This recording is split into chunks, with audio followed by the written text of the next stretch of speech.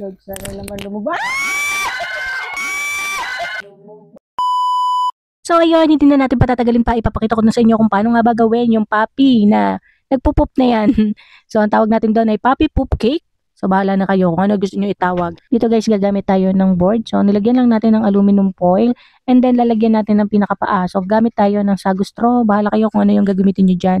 So para yun yung magiging support natin sa ating cake para makatayo siya. Dito binutasan ko siya kasi lalagyan ko din ng barbecue stick para itatagos ko sa board para mas matibay talaga. Dito nga piling ko mahaba yung sagu straw kaya binawasan ko pa. And then tinandaan ko, saka ko ginluhan ulit yung pinakailalim.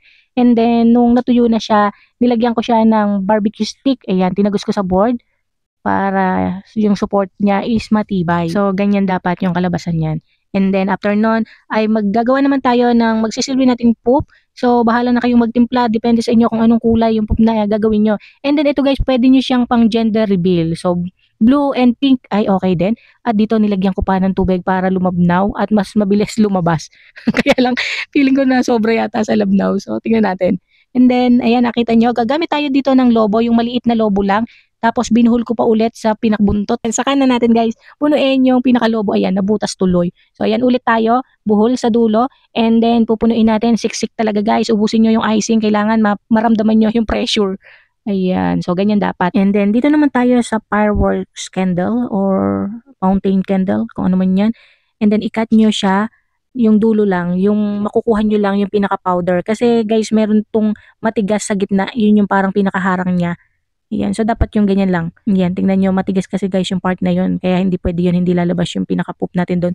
Kaya dulo lang yung ating kukunin. And then, ayan, binuhol ko muna yung ating lobo kasi baka pagka masyadong maluwag, lumabas agad yung icing. Saka na natin ipasok yung ating fireworks candle. Saka na natin alisin yung pagkakabuhol doon. And then, doon nyo naman ibuhol sa pinakabibig o pinakanguso ng inyong lobo. Ayan, so katulad yan, higpitan nyo guys. Mas mainam din kung sinulid yung gagamitin nyo para mas humigpit siya. So, dahil wala akong available, yan lang. So, pwede na yan.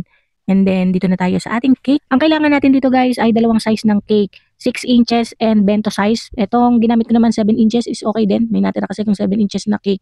So, pwede na to. Saka bento. Ayan. I-shape nyo lang siya hanggang makakuha kayo ng parang aso. And then, yung mga pinagtabasan nilagay ko sa pinakababa as magsisilbing paa. And then, nagkat ako sa gitna.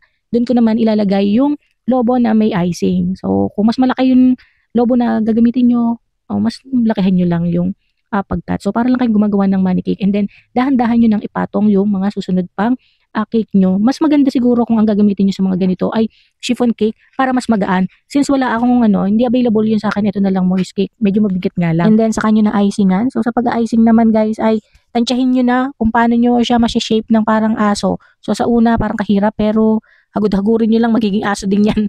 Ayan. So, hindi naman natin kailangan ng makinis dito. Maglagay lang kayo ng texture, day okay na. So, basta mukha na siyang dog naman dito, di ba? And then, mas mainam gumamit kayo ng mas maliit na mga spatula or gamit din kayo ng brush, katulad niyan, para malagyan nyo ng texture yung inyong cake.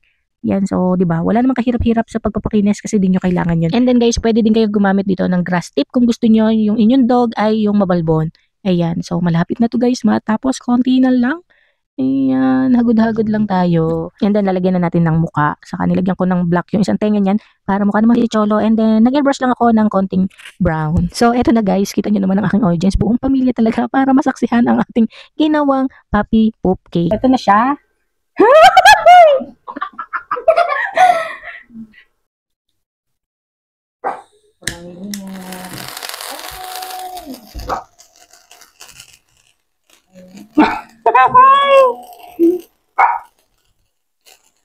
Lord, sana naman lumabas.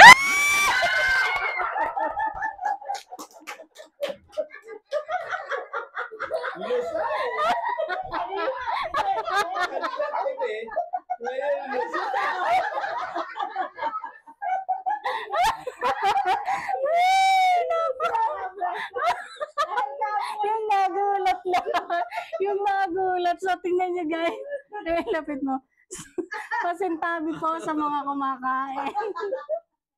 Yan, pasintabi po sa mga kumakain dyan. Pero napakasarap talaga na to.